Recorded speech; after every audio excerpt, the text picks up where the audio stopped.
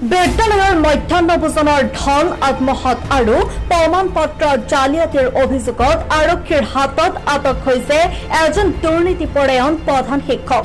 লংকা প্ৰাথমিক শিক্ষা খণ্ডৰ লাচিত পথাৰ জলিলিয়া MA মাদ্ৰাছাৰ মইনুদ্দিন আহমেদ নামৰ প্ৰধান শিক্ষকগৰাকীক নিশা হোজাইৰ পৰা আটক কৰে আৰক্ষীয়ে। বিগত 1.5 মাহ ধৰি পলাতক অৱস্থাত আছিল প্ৰধান শিক্ষকগৰাকী। বিদ্যালয়খনৰ পৰিচালনা সমিতিৰ সভাপতি আফতাৰ উদ্দিনৰ এজাহাৰৰ ভিত্তিত আৰক্ষীয়ে আটক কৰে প্ৰধান শিক্ষকগৰাকীক।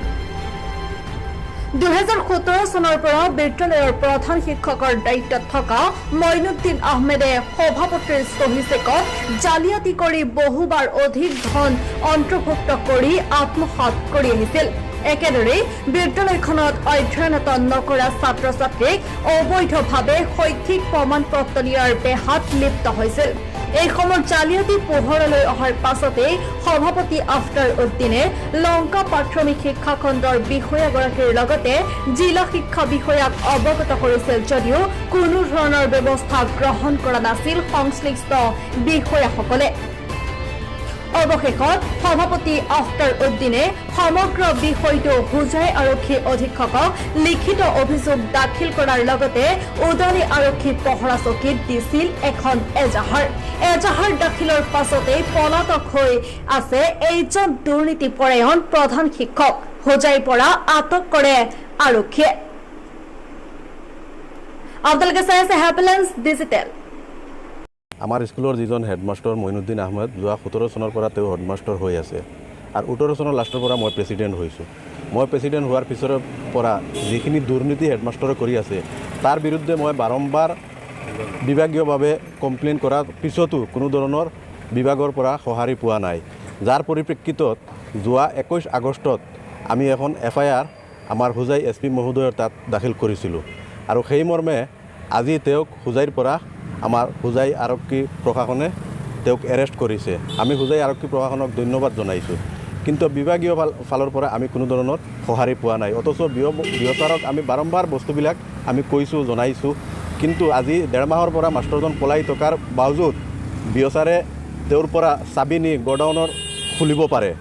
বিয়চাৰে তেওঁৰ জালিয়াতি কৰা চাৰ্টিফিকেট আমাৰ হাতত আছে। বিয়চাৰক আমি সুধিছিলোঁ, তেওঁ কৈছে তেওঁ কাউণ্টাৰ চহীটো তেওঁৰ নহয়। অথচ ইয়াৰ পিছতো বিয়চাৰে কোনো ধৰণৰ একশ্যন লোৱা নাই বিভাগীয় ফালৰ পৰা। আমি যোৱাকালি এটা খবৰ পাইছোঁ, মাষ্টৰজন পলাই থকাৰ পিছতো একাউণ্টৰ পৰা টকা উইড্ৰ হৈছে। কিন্তু টকাটো কেনেকৈ উইড্ৰ কৰিলে মই প্ৰেছিডেণ্ট মই নাজানো।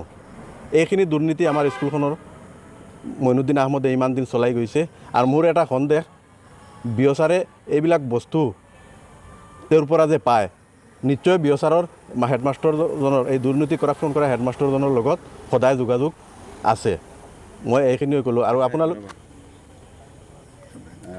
হেডমাষ্টাৰজনে কি কৰি আছিল? হেডমাষ্টাৰজনে মোৰ পৰা 15,000 টকা চেকত চহী আনিছে, কিন্তু বেংকত আহি দেখা গ'ল সি 15,000 টকাৰ ঠাইত সেইটো 45,000 টকা বনাই দিছে। মই মাহত এখন চেক হেডমাষ্টাৰক দিওঁ, কিন্তু 2022-23 বৰ্ষত আমি দেখিছোঁ কোনোবা মাহত সি 3খন চেক দি মোৰ চহী জালিয়াতি কৰি 3-4খন চেক দিও সি পইচা উঠাইছে। সেইখিনি এভিডেঞ্চ সহ মই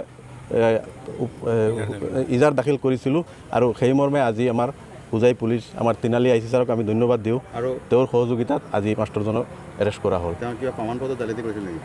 চাৰ্টিফিকেট জালিয়াতি কৰিছে।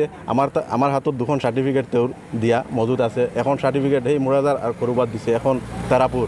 আমাৰ ইয়াৰ আমি সহকাৰী শিক্ষকবিলাক সুধিছিলোঁ, এইবিলাক ল'ৰা ছোৱালী আমাৰ স্কুলত এওঁলোকে নামে জানেনে, অথচ এটেণ্ড ৰেজিষ্টাৰত কোনো ধৰণৰ নাম নাই, এওঁলোকৰ এডমিশ্যন ৰেজিষ্টাৰত কোনো ধৰণৰ নাম নাই।